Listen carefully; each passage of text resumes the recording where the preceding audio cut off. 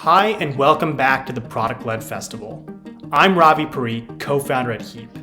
As a sponsor of the festival, Heap is thrilled to help product companies in all industries use data and metrics to make better decisions, to increase product market fit, and most importantly, to better serve the needs of your users. We encourage you to join the Product-Led Alliance Slack group, where we'll host Q&A with speakers from the festival and meet to discuss product issues that are most important to you. We at Heap hope you enjoy the next speaker, and please stay tuned to the rest of the festival. So who's ever been to a concert? Can I have a show of hands, please? All right, it's good covering. And have any of you heard of Songkick before? All right, cool. Great, so I'm going to take this time today to tell you a bit about some of the things that I've learned as a PM over the last sort of decade or so that I've been a PM. And kind of what I've seen being in teams and observing other teams is that the best PMs do everything in their power to deliver the most they possibly can for their customers. So these are some of the things that I thought I wish I would have known earlier in my career to help me do some of that stuff.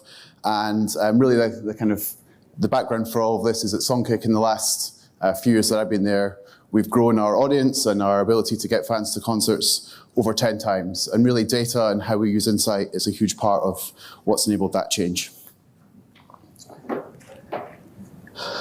So I think for everyone who's a product manager working in technology, working in consumer products and product-led companies, it's a really exciting time. Small groups of people, perhaps a handful of people, can really have an impact on a huge number of customers, creating products that help people accomplish so much. Sometimes those products are a little bit better than what's out there. Sometimes they redefine and create categories. But you're kind of always dealing with customer expectations changing. That's a great challenge and an opportunity for everyone. So this is how do you deliver the most you possibly can for your customers? This is the challenge for every company. With infinite time, people, resources, there's a really good chance you will deliver the best you possibly can for your customers. But for those of us who aren't in that world, how should you try and do the best you can? I was at a conference a few months ago hearing a product manager from Monzo talk about their approach to product and really how they see speed as a habit being central to what they do. The inspiration is that the fastest companies, a premise that the fastest companies win. And it got me thinking about what we do at Songkick to help us build momentum and deliver for our customers. So yeah, if you've not got the Songkick app, I'm not going to make you download it now, but please have a look at it afterwards. It's hopefully a really useful utility to help you go to concerts. And that's central for what we do. We want to make live music easier for fans.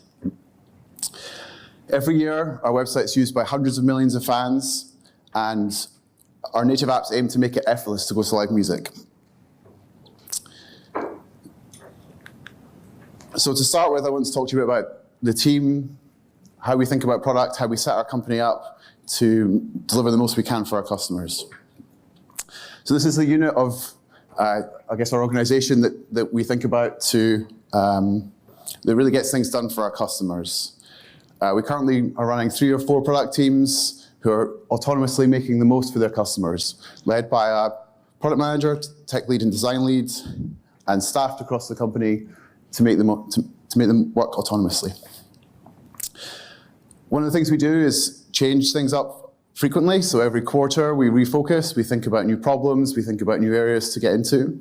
And this really allows us to upskill as a company, think about how we get new thinking on problems, and make as much progress as we can.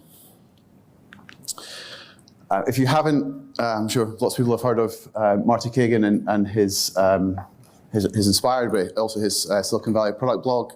This is like our product manual. If you want to understand more about how we think it's great to run teams, what product managers do, what we ask of the rest of the company at Songkick, that's really where to start. Thanks. Central to a lot of this is that the idea of an idea meritocracy, that the best ideas should win, whoever suggests them.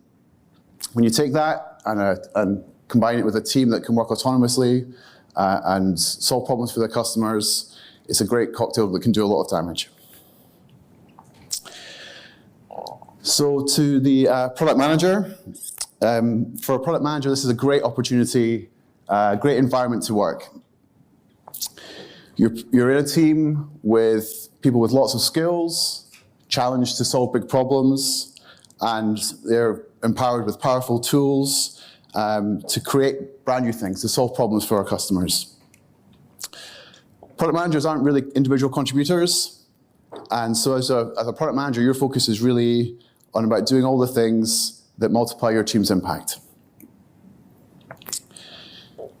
There's a real challenge in being a PM that you're here to do more than just the logical thing, the thing that perhaps the engineers are focusing on next, but also your approach has got to be better than a buzzword-laden brief from an exec.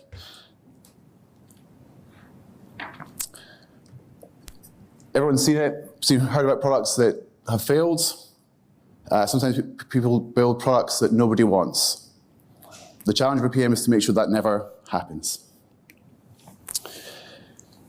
So this is a quote from, a potentially made-up quote from marketer David Ogilvy, who, a very famous marketer. And this is almost the central challenge of product. Just asking the customers what they want isn't going to help you build the best product for them. Customers are fickle, and often you'll think that they exist to confuse you. So wading through this constant uncertainty can be quite a daunting place to be. At times it can be really brutal, seeing something you thought was a surefire winner crash and burn. And so whether you're looking for your first or your millionth customer, teams have to work out how to conquer this challenge.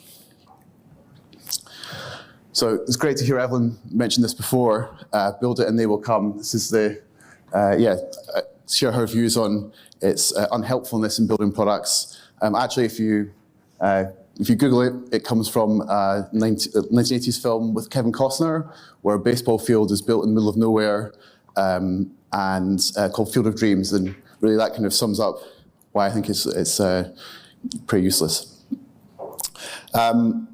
But this is kind of what I see companies do a lot. The roadmap that the company has becomes a really safe place, and the teams use that to use it as a comfort blanket to get through the challenges that they have. The grand statements about what the company is destined to achieve sometimes become platitudes. And it kind of in practice means two things. One, you start by solving the problems you see, and sometimes you defer big issues to the future.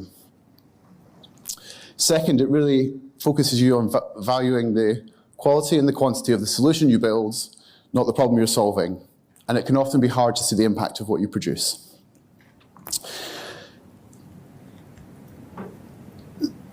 So in all of this, and when we think about data and insight at Songkick, really it's about bringing enough reality into the product that you're building and the problem that you're solving.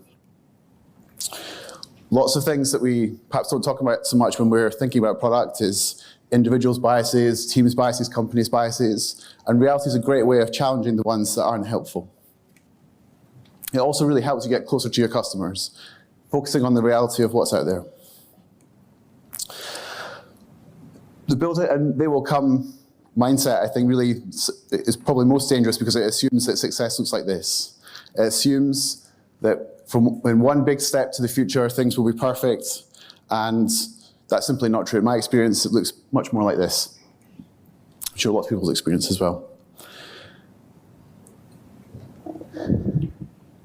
So if there's one thing you want to take away from today, I guess you've heard it twice now, there's so much better, you can think about things so much better than doing it this way. And that creates a bit of a challenge. What do you do instead? If you're not holding onto your roadmap as a comfort blanket and as a way of thinking through what comes next in the future, what are the things that you should do to embrace the most of this situation? So my suggestion is to absolutely not have a roadmap. And I'm only half tongue-in-cheek when I say make it up as you go along. In my view, the best teams have the most impact because they embrace being imperfect. Whether that's thinking about being clever with the constraints that they have, they've got to navigate complicated situations all the time. By doing this repeatedly, teams who think in this way get places that teams navigating with a roadmap never even know about. And they are able to do so much more for their customer and power on to do even more. So really it's about having a different set of defaults. It's about thinking about progress over perfection, explicitly learning and valuing that learning process. Taking lots of small steps, most of them forward, sometimes they go back. But really it's about using your skills as a PM to help making educated guesses, be okay making mistakes, and really understanding the impact of the things that you deliver. And kind of central to this is the premise that you're doing enough. Perhaps it's enough UX, perhaps enough marketing, perhaps enough strategies in your product. But this is the challenge of approaching a mindset where you're not just thinking about the roadmap. And it's a pretty hard challenge. Teams at their best are diverse groups of people coming with different mindsets, different experience, and valuing different things. They don't always agree on things, and your challenge as a PM is to find enough. Deviating from that enough takes you off that best possible path for your customers. So, I guess the premise of what I'm going to run through quickly is sort of 5 ways of using data, using insight to help us deliver better for our customers. These are the 5. I'm sure some of them will be familiar, but I'll race through them. So the first one, the first injection of reality to your products and your team should be about measuring the health of it. This is a 500 startups framework called Pirate Metrics, which is a great way of breaking simply down into how you create customers. It's really great to navigate into the best possible opportunities you have to do more for your customers, whether that's thinking about acquiring more customers, finding that amazing first experience, understanding how you retain your customers, and then create revenue and onwards customer creation. This is a fairly old way of, we've mapped this out, but you kind of understand the various flows that your customers take through your product and really understand what are the key metrics that drive your business. The second one is really thinking about your mindset as a PM. How do you help your team focus on the right problems? And there's 2 parts to it. One is that you take, I think you take a real clear understanding of your core metrics, of core things that you understand about how customers use your product, and outline them explicitly. Doing that really then helps you become a modeling and idea sizing machine, so you can use those rules of thumb to quickly understand where you can have the most impact. So for example, teams quite often use these at Songkick. These are just like data sheets listing out some of their core metrics. It really helps you understand how do people use your product, how well it works, how well, in our case, things like we turn your music taste into concerts, for example. There's so many things here that help you understand where you can have the most impact. One of the things that I think I see people consistently do kind of not optimally, I guess, is thinking about retention in a certain way. So at Songkick, concerts, as I'm sure you all have different behaviors, aren't an everyday thing. Sometimes people go maybe, certainly in London and New York and Los Angeles, where we have a huge customer base, they maybe go to concerts once or twice a week, maybe slightly less frequently. In other places, maybe you go once every 2 or 3 or 5 years. And really that's a challenge when you think about retention in, was someone active on day 24, 28, or was someone active on day 60? That just doesn't fit with the customer's expectation around concerts. So instead, we look at customer lifetime much more closely. When someone, particularly because it helps us understand when someone has thought about going to a concert, has a desire to go and experience something new, they've turned to us. We learn more about that. So number 4, I think hear a lot about getting stuck in the local maxima, and that's often seen as a bad thing.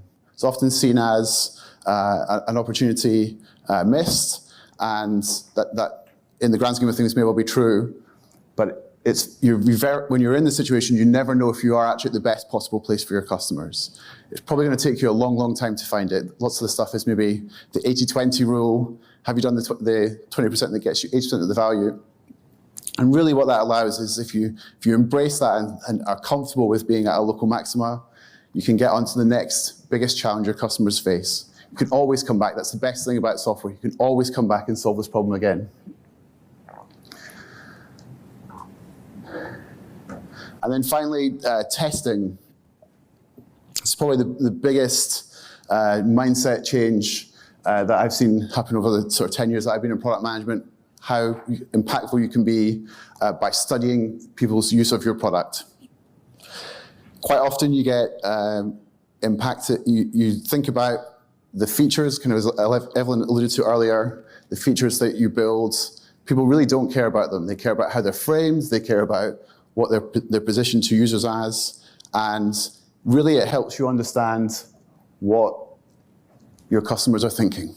There's plenty of examples at Songkick and previously in my career where subtly changing the framing of a feature, the wording in a UX has about much more impact, sometimes maybe 10 times more impact than building a new feature or changing the display. So PMs, this is the summary I think is important to take away. Product managers exist to supercharge the speed at which teams deliver for their customers. You as a PM should be free from the shackles of your roadmap. You should embrace being nimble and adaptive. In your team, build a shared understanding of enough and experiment with tools and frameworks to better understand your customers, your product, and have fun building products. Thank you.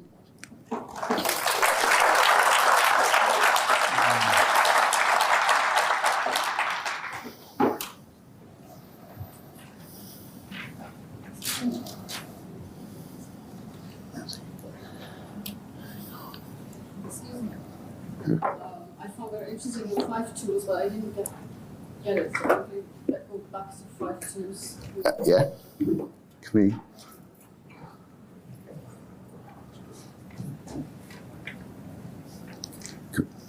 we go back to the slides, please?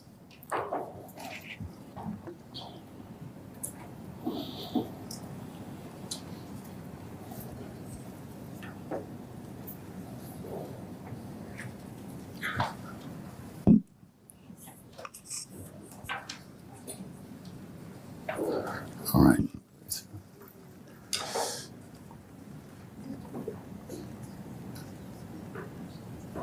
These are the 5.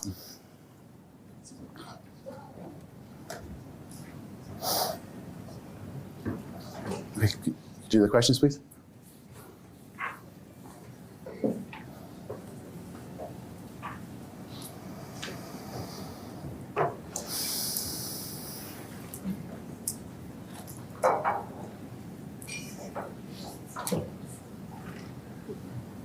Okay, so the first question, balancing short-term milestones to learn quickly with the need to build for the long term. So probably more of the focus for the long term probably comes in the problems and the kind of quarterly planning process that we go through. So, for example, in a quarter we might look at how we grow our engaged audience. There may be some things in there that we know are short-term opportunities that we can use to learn about the big ones. But really more of our strategy comes in picking where the teams focus and with the teams working at where they want to spend their time, which gives you that kind of long-term element. PMs challenged enough. So part of what we do as a company is is plan every quarter, and that allows us to really get people working across our teams. So whether it's, I guess a lot of what I talked about today is kind of maybe more the consumer side of what we do. We work with a range of industry partners as well, and so there's a kind of as well as tools for artists, and really that's really getting exposure to all those problems builds you a great understanding of how to have the most impact at Songkick.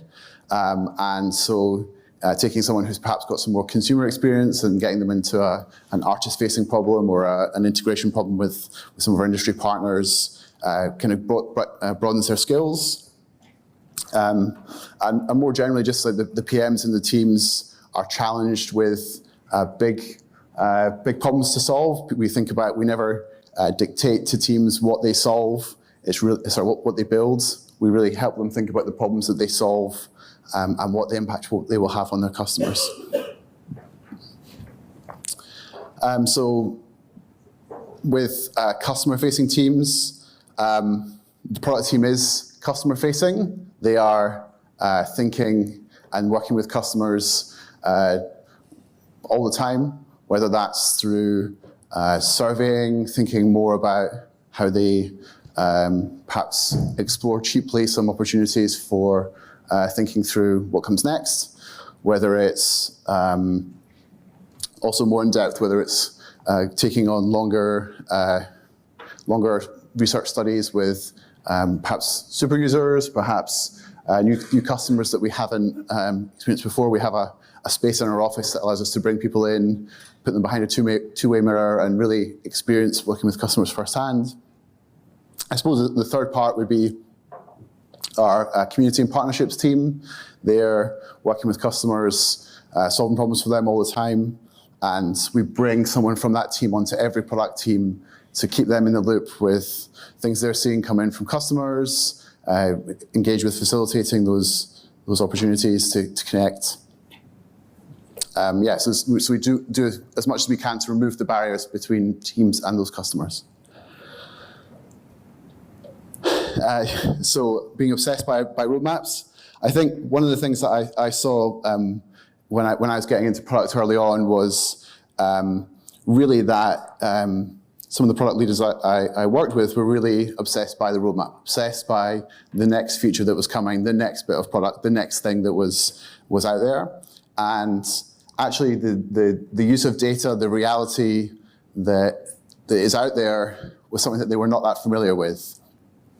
So, for example, one of the first product problems I worked on at Halo, sort of a black taxi app a few years ago, was around user acquisition. We're working a lot on growing marketing, spending marketing dollars to grow our passenger base. And actually, at the start, we didn't have any knowledge of how well that converted to people actually getting into cabs. Bringing that insight to the senior leaders, to the company, and really challenging them to think about if that's acceptable, really allowed us to solve that problem well. It had a huge impact on how effective we were at spending, how much that brought to the business, and those kind of opportunities are things you should seize on to make the most for your, make the most of moving away from that mindset on roadmaps. So, so the teams we generally set teams up with a kind of OKR structure. So perhaps at the start of a quarter, we might focus on user acquisition as one of the sort of high-level objective, and what we really give the teams perhaps 2 or 3 weeks to really understand how things are, how that's working for the company now, what problems they see that are there, perhaps go back and look at some of the historical research we've done on how to solve some of these problems, the impact we've had before. And the team then runs with an OKR for the quarter. So it might be broken down into different key results. One of the things we've really changed in our approach is going from having a single metric that matters to this OKR.